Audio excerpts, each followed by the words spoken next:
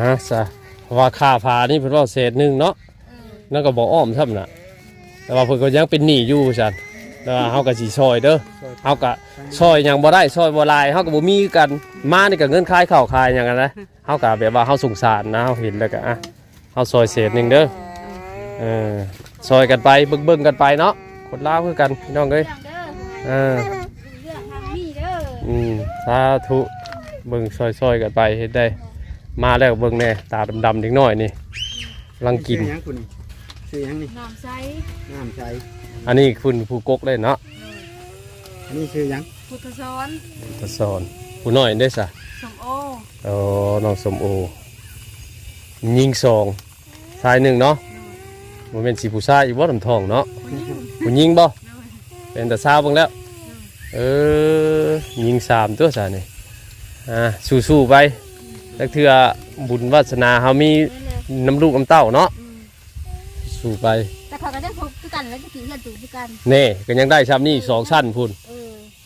ตะกี้ก็ทุกกันแล้วพออยู่ในหมู่กันแล้วอย่างนี้พออยู่ในหมู่เลยยามาตะกี้ทั้งสายาพุกมานี่แหละก็บักยาเลยมั่วหายนี่นะเอาก็ถูกกันแม่ก็บอกอยู่ไม่ใช่เดียวกันแม่ก็ดีโอ้บัดนี้ตกทอดมารุ่นลานบัดนี่เบิ่งแย่งกันเนาะเบิ่งกันเบิ่งซับเบิ่งได้เนี่ยจังไดก็เป็นกำลังใจให้เนาะทางทีมงานเฮากะมากะบ่มีหยังซอยได้เล็กๆน้อยๆมีแต่เป็นกำลังใจให้สต้อยเพิ่นบ่อยู่ไปเฮ็ดเวียกสบายดีจ้าขอบใจนี่บ่สบายดีเพิ่นแน่ลูกสบายดีลูกสบายดีเพิ่นแน่นบนะมั้ยมาไว้เบิ่งเอาขนมก่อนสบายดีไว้ขนมให้ก้อนถ้าพูดบ่เว้านำได้นี่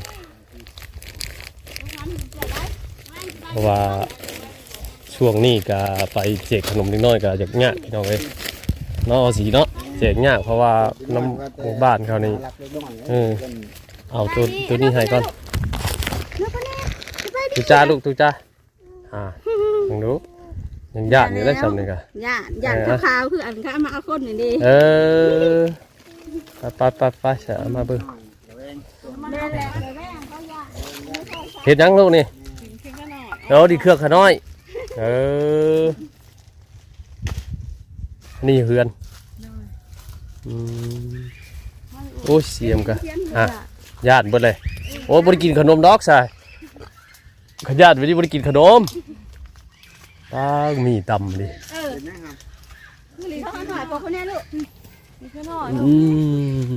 ลูกขนมไหมบ่ญาติตุญาลูก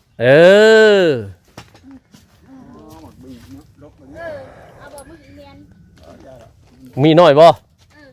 มาเขาเอาให้ก็เอาแล้วเนาะเอาหมากน้อยเด้อบ่หมากไงเบิ่งก่อนขออนุญาตเด้อ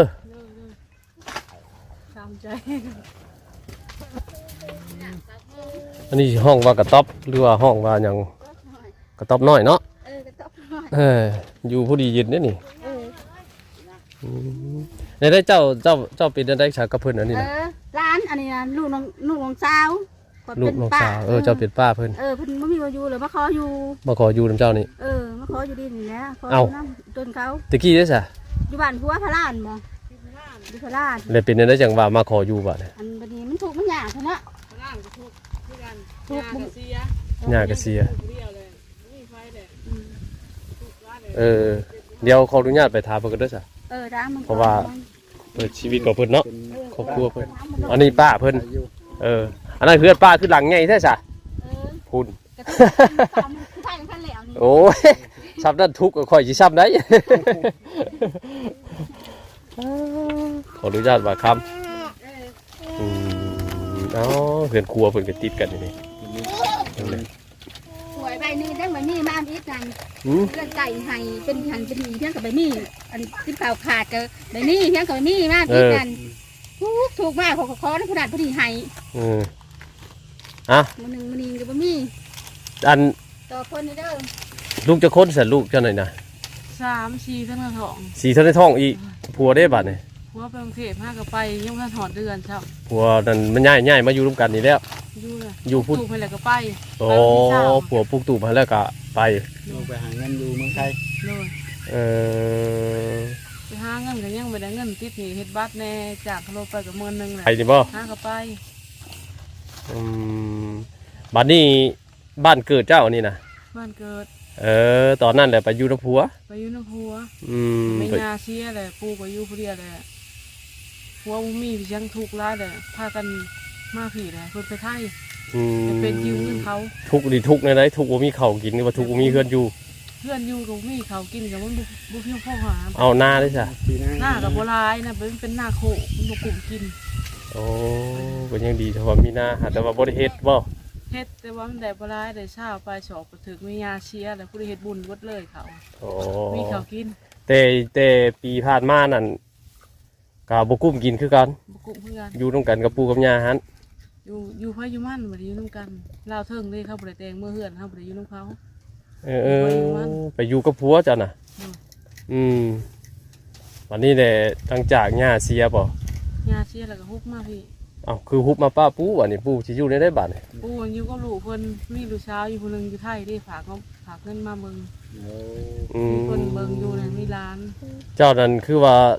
ทุกบ่มีกินก็คือสิแม่นลูกผู้เด็กน้อยนี่แหละเนาะ เล็กน้อย ยังบ่มีพึ่งพาบ่ได้ ยังบ่มี เออขออนุญาตบาดคำถาม ไปยืเข คือว่าคืออันนี้ก็เฮาก็เลือกบ่ได้ดอกหากว่าเพิ่นว่าเฮาจะถามเบิ่งเนาะ แม่ พวกที่ว่าเพิ่นสิเฮาชวนหลายเฮาสิไปเบิ่งกันนะแบบว่าครอบครัวใดเพิ่นสิขาดเคินบ่มีกินนี่สิมีลูกหลายมันเป็นไดคือว่าเอาหลายเรื่องพร้อมกันบ่หรือว่าใด เขาบ่ได้พ่อมาอยู่พลานทางมันยากออกมาเมืองพลานนั่นเลยซื้อยาคุมมันยาก ๆโอ้ เวลามันตกนั่น จะเห็นว่าเมืองพลานใช่ทางเขาทางแก่นบ้านกระชกอยู่ตรงเซ่คุณ โอ้ พี่ย่ามันลมเดือนเก่า ออกบ่ได้เลย เอาบ่ได้เขาก็บ่ได้ชี้มีแต่ตำเอาสิขวดตำ โอ้ เอาเขา ยลำบากก็ดิซะ ตำเอาเขา บัดนี้เลยการที่ว่าเฮาสิออกมาซื้อยาคุมนี่มันไกลบ่ประมาณจักโล โอ้ใกล้แล้วหลายลักเดือตั้งแต่ในมหาเมืองพลานไส้พี่ ปา ใกล้ ก็เลยบ่มียาคุมบัดนี้ บ่มียาคุม ก็เลยอยู่ตามภาษาบ้านๆเฮา อยู่ตามภาษาบ้านนอกเลย ก็เลยหัวเพียงหัวมาแบบนี้เลย เอมันยังได้เฮียนในบ่นี่นะ บ่มีเงินชงลงเฮียนมื้อทวิตเนี่ยเอาลงมาอยู่นี่เอาลงได้3มื้อแล้วบ่พอบ่มีเงินเขากินก็บ่มีเด้เขากินก็ไปเช็ดเอาเลยบ่มีเงินเลยไปยืมเอาแหละบ่ได้ลง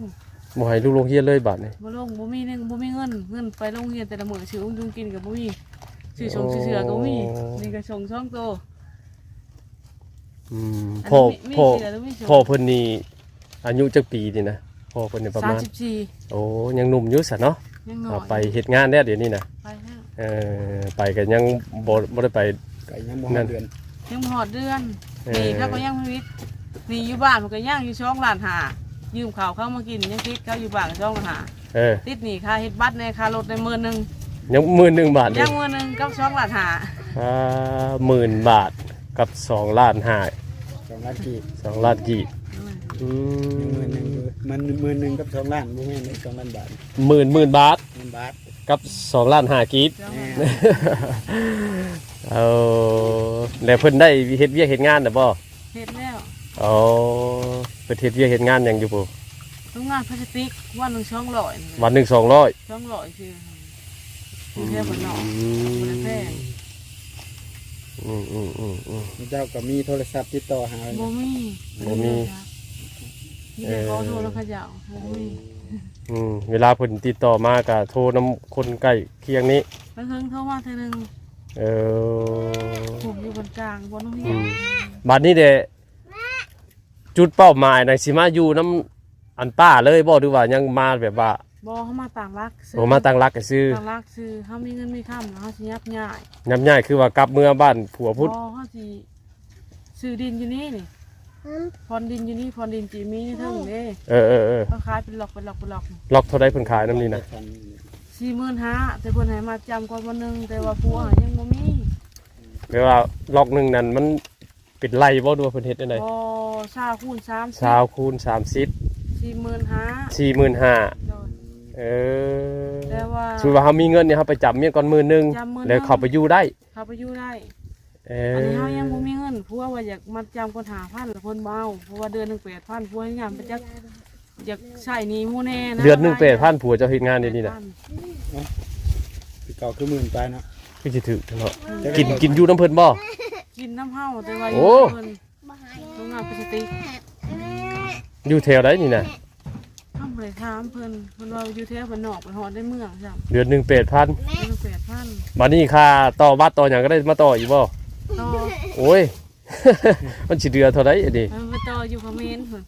ต่ออยู่เสด็จ ต่อบัตรนี่ก็1,000เลยครับ เอ้ย 1,000ต่อบัตรจ้ะนั่นแหละ โอ้ยมันก็บ่เรือหยังได้อันนี้บ่มีเรือแล้วอันนี้อืมจ้าบัดนี้ก็มาอาศัยอยู่น้ำป้าก่อน อยากซื้อข้าวกินเนี่ยก็ยังบ่มีเงินข้าวกินก็สิอดเลย ป้าคือบ่ให้หลานเลยนี่ ดินนี่แล้วกวาง อันนี้ครับเป็นดินทั่วเฮาเด้ อ๋อ หญ้าเฮาสิแล้วเอาดินมั่วแหลกมูลแม่เฮาสิพูนเทิงจุ อืม แม่เฮาคนแบ่งให้แหละมันจะมูลทั่วเฮาว่าน้ำบ่ได้เด้ โอ้ ถ้าท่านน่ะเคลียร์ผัว เออ ว่ามูลทั่วมันจะของผัวเบิด ก็มีแต่ให้หลานอยู่ไปก่อน หาร้านอยู่ไปก่อน อืม เพราะว่าอีต้นหายมาหา แม่น บ้านอีกเด้ เบิ่งแย่งกันเฮ็ดได้ซะเนาะ ร้แล้วป้าถิ่นบ่ได้ให้ได้ แม่นป้าถิ่มบ่ได้แม่สายเลือด แม่นเลย ต้องอยู่ไปก่อน3ว่าตั้งรากตั้งหยังได้ก็ครับ แยกย้ายออกไป นี่ทิ้งกันจะได้กันมาเลยลูกกันพกกันมาอีกนี่สิถ้าได้เท่าใดเงินก็ดี ลูกก็มาอีกบัดนี่ อันเดือนพกก็ได้กัน จัก มาอีก จักเดือนแล้วนี่นะเดือน6นี่บ่สิได้ลูกนะ เดือน6เดือน5ค่อยบ่ฮอดเดือน6เดือน5ค่อย โอ้ นี่อีก2เดือนที่มานี่ เจ้าเลยสิว่า ลูก กันล่ะมาเอาเทื่อว่ายังไงละมานี่ ลูกกำลังกินนี่ก็3แล้วมันกำลังมาท้องอีกปิด4 ตัวนี้ยังปากบ่ได้แฮมจ้ะได้เหรอ ฝากได้แล้ว กำลัง เดือน6ผู้ดี เกี่ยง 2ปี ยังปากเกี้ยงเนาะ อืมโอ้โกย เพราะว่าอย่างมันมาเลยอยากให้พนดินไม่ไหวอยากขึ้นไปอยู่ปุ๊บปลูกหน่อยอยู่เทิงหัน อืม เพราะอย่างมันมาอยู่พื้นที่ไผ่ก็สิอยู่เองอยู่คนเดียวเนี่ยอยู่กับลูก อืม ให้ลูกตักน้ำให้ดังไผ่ให้ โดย มากกับเงินเดือนโบราณภาระมันหลาย เออเฮ็ดได้ซะสู้ๆเนาะเป็นกำลังใจให้คิดว่าผมมีแต่เฮาก็ยังใครอยู่ดอกว่ามียังมีแบบหัวหน้าครอบครัวพาเฮ็ดพาสร้างอยู่เนาะถึงเฮาสิทุกข์ขี้ยากก็เพิ่นก็ยังไปหาดินรนอยู่เด้ รอเวลา มีแต่ ต้น ว่า ลูกบ่ไปกับอีต้นลูก เออ มีเพียง เอ อ อย ากลงเฮียนน้ำมูแต่บ่มีชุดบ่มีเพียง เอ เงิน อ สิซื้อให้ลูกกินแต่ละมื้อก็บ่มีบ่ลงไปเพิ่นเห็นหมู่กินเพิ่นอายหมู่ แม่น บ่ยากหน่อยจะตีร้ายก็ อืม ก็จักสิตีไปเพื่อเพียง อืม เขาก็อยาก สมัยนี้มันก็ยุคนี้มีแต่ชื่อเนาะหยังก็เนาะ มีแต่ซื้อวิทยาเพียงหมด เออเจ้านี่ก็จักปีแล้วเจ้านี่นะฮอด 31 ก็ยังหนุ่มๆอยู่ซะเนาะ ยังน้อยแต่ว่าเฮาทุกวีอ่ะ ทุกเวียกหนึ่งมากกะเฮามีภาระหลายกับครอบครัวเฮาแล้วนี่เนาะสมมุติว่าสิไปหาเงินหาข้าวก็ไปบ่ได้แบบนี้นะ ไปบ่ได้ไปหากินก็ไปนำ เออ ไปได้ก็ไปนำ อืม อยู่ดีเลยอยู่นี่ โดยมีแต่ระวัดระวังและเด็กน้อยกะเบิ่งแยงและลูกกันกลุ่มเลยเนาะ ข้าว ข่าวก็เห็นข่าวบ่เป็นกระเซข่าวบ่ดีคุมื้อนี้คนมาหารักเด็กน้อยเพราะว่าอันนี้เฮาก็บ่ได้อยู่เขตเฮาหรอกแต่ว่าระวัดระวังไว้ก็ดีหนึ่งมากกะที่ได้นี่ฟืนไฟเนาะระวัง คือไฟคือกันเนาะข้าวนี่ก็ ฟื มาน ไฟคือกันเด้อ ข้าวไฟมัน เวลาเฮาอย่าเฮ็ดอยู่เฮ็ดกินเฮากะหมอดเมียนดับเมียนเด็กน้อยอยู่สิได้นี่ย่านว่าแบบถูกแห่งช้ำก็มีได้คนเฮาเนาะ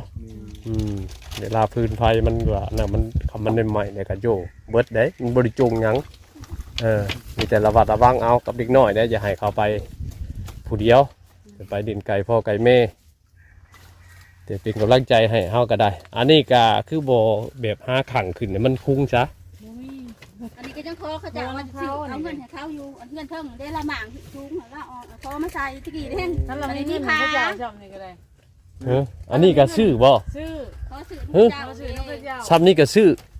เท่าใดนี่น่ะ แล้วของเขาเจ้าหมางเงื่อนเขาเจ้า เท่าไรอันนี้นะ คอยเลยประคองให้ รวมบ่ถึง100,000หาสิให้เพิ่น70แบบมีเงินไม่ค้ำหมดแล้ว มันบ่คือเฮานะบางคนเนาะ อืม เขาก็คิดเห็นมาถูกดอก จังกะซีก็ดาวเอา400,000หายังจ่ายเนาะ ดาวสังกะสีนี่ก็ 400,000หา ผานี่ก็70 3-4เพศอันเนี้ยเพิ่นว่าเศษหนึง เอา น้ำบ้านนี่บ่ได้มีขายบ่ บ่นี่คือชิมผูกมันบ่มีรถไปเอามีหญ้า เอ ทำเงิ อน บ่มี อันนี้น่ะเพิ่นมางจากเฮือนเพิ่น คุณมากระสั่นเพิ่งเลย บ่ได้แต่ขอซื้อเอานะเพิ่น คอถึงอีกคอแล้วมันว่าเพิ่นว่า100,000เพิ่นว่านะคะก็ว่าเฮาขอเอาแล้วเพิ่นว่าบ่ได้อันผัวก็นั่นเพิ่นว่าเอาเลยก็เลยเอาให้ โอ้ย ท่านให้บอกเป็นเงินผัวเพิ่นสิได้ให้งานเงินเดือนออก 3เพศ ติดก่อนก็ท่านไม่ให้ 3เพศนี่เศษหนึงโอ้ยบ่หุ่มซับเนาะก็พอสิหุ่มนี่ก็ใครอยู่ดอกอันนี้ก็บ่หุ่มน่ะเฮ้อ ใครกว่า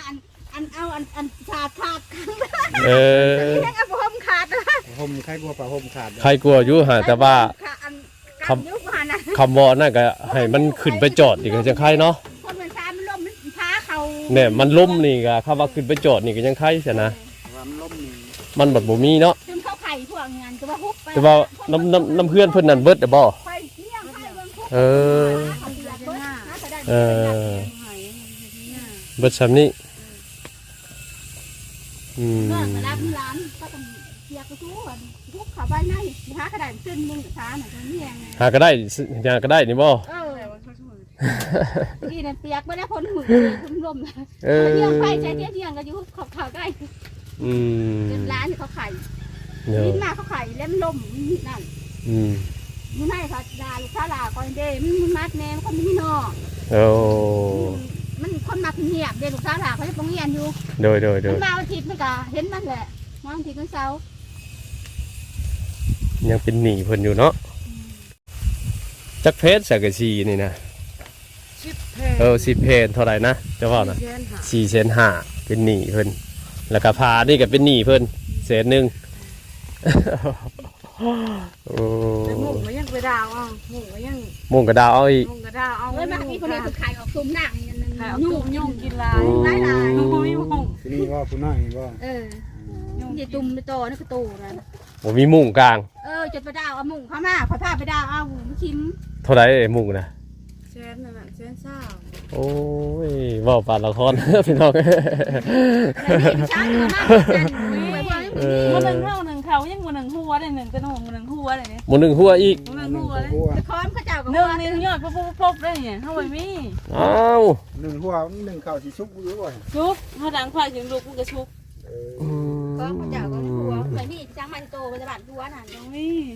หนึ่งก็ หมอ หัว กับเพิ่นเอาให้หมอ ครัวเพิ่นก็ เพิ่นเฮือนไก่เอาให้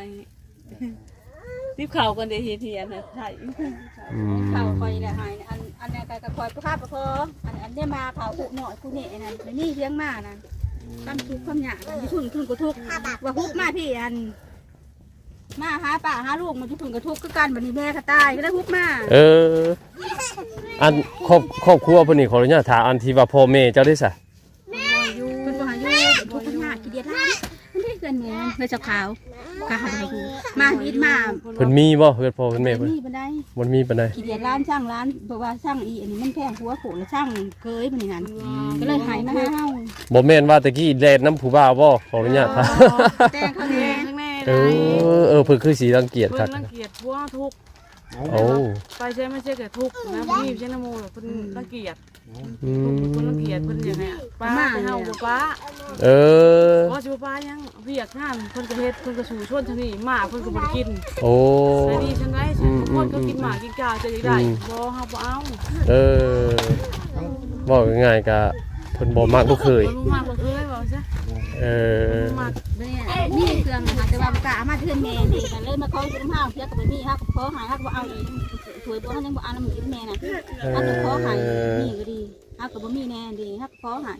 นี่ของแม่น่ะบ่หายยังก็บ่หายยังแม่น่ะมีตัดก็บ่หาย โอ้ยก็คือ มา สิ จังไปขึ้นมายามนึกเทื่อประกาศจะคือมา ก็คือสิตัดคักแน่แท้นี่เนาะ ตัดแล้วบอกมือบ่ตัดขาดกันแล้วบอก โอ้ยสายเลือดคอก็ตัดคักตัดแน่ ฮักก็กะว่ากำลังระยะนี่ที่เรียกกันน้องฮักหายอยู่ จะปีแรก แม่นะหูหลายปีเนาะ 40ปลายเขาก็ยัง48นะข้างน้องคอย น้องเจ้าอี น้อง องตีกันแหละ ครอบครัวเพิ่นก็มีสมบูรณ์อยู่เด้อ อยู่แต่ว่าพวกลูกมันพวกกับลูกมาเบิดเอาไปถาคนนึงคนนึง โอ้ มันก็อุกใจกับร้านก็มีคนนั้นมันมีร้านอีกมันสิมาหุ่มกันมันหุ่นมัดเด้มันก็เลยรายนี้เดี๋ยวถ้าเพิ่นมีร้านนี้พออยู่